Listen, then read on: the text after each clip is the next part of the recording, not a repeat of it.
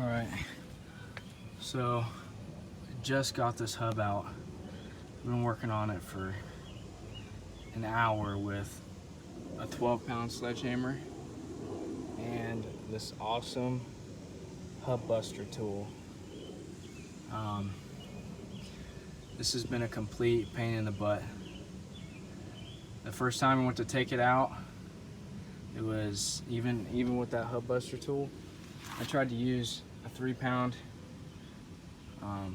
sledgehammer and it was not budging. I literally had to beat on this thing for an hour with a 12-pound sledgehammer as hard as I could, and it is a complete pain in the butt. And the reason that is because there's a design flaw on these hubs. So that groove right here is smaller than that one, but you'll see where the hub goes into is 1 diameter. So what happens is this goes in flush and this seats up, but this is left open. This part right here, the inner part on the hub, doesn't seat all the way, and dirt, dust, salt, whatever gets in here and corrodes, and it basically welds itself to the inside right there. So that's no good, and it's like that on all of them too. The one that I ordered to replace it with is this Timken one. Timken, it's good stuff. We use it on aircraft. But same way. So I'm gonna have to really be careful whenever I'm installing this to make sure it doesn't get frozen up. So what I'm gonna do to avoid that is, I don't have it yet, but I'm gonna get some anti-seize and put it in there on the inside of that knuckle. And I'm also gonna put some high temp grease right here on the splines on the CV shaft. And yeah, so I definitely had to get in here. I started with 80 grit sandpaper to knock down the majority of that grime and stuff that was in there, basically welded to the inside of it. So I had to scrape it out with a screwdriver.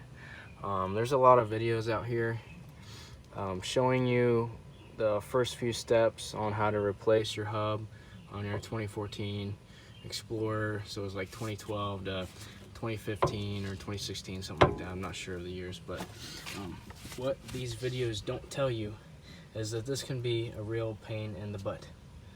So what I'm telling you is buy one of these tools. It is an absolute necessity. And buy a freaking hammer, not some baby hammer, like a man hammer. 12-pound hammer from Harbor Freight, 25 bucks, can't beat it.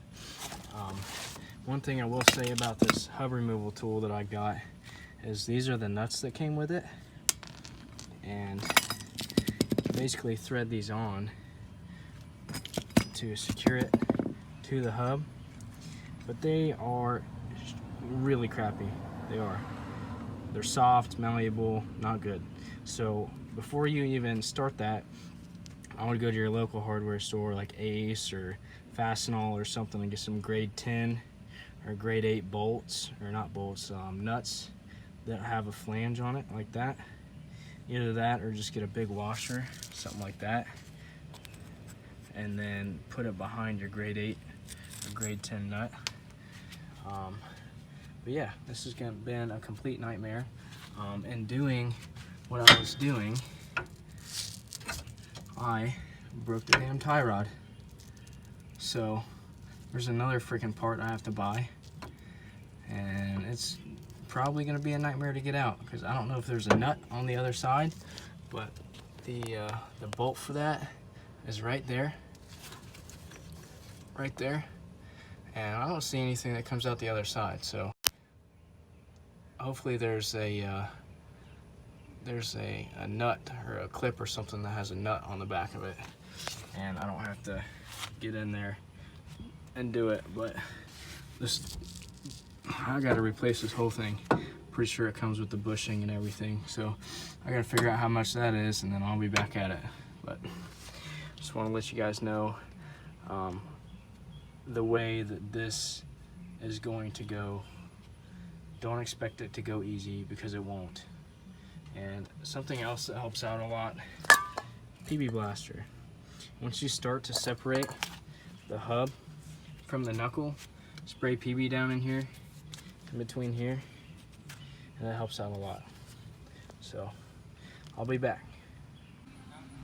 Alright, so I got this anti-seize right here from Advance. I basically applied that stuff everywhere to the inside of that race for the knuckle, and I basically painted it on the entire thing.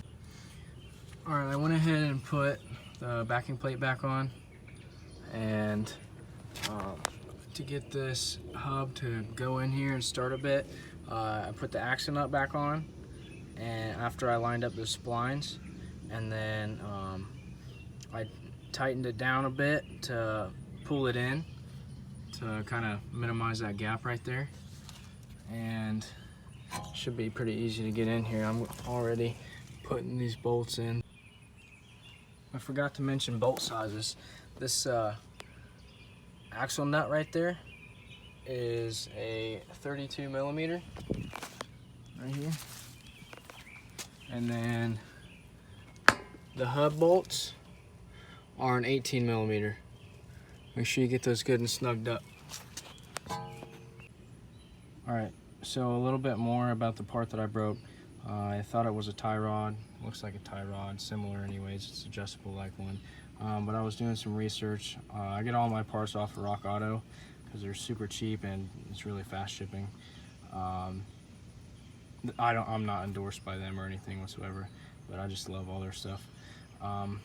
So this part is called a lateral arm, and it goes from the front of your knuckle right here, and it goes into the chassis right there. Luckily, there's a giant nut plate on the back of that bolt, and it was really easy to take out.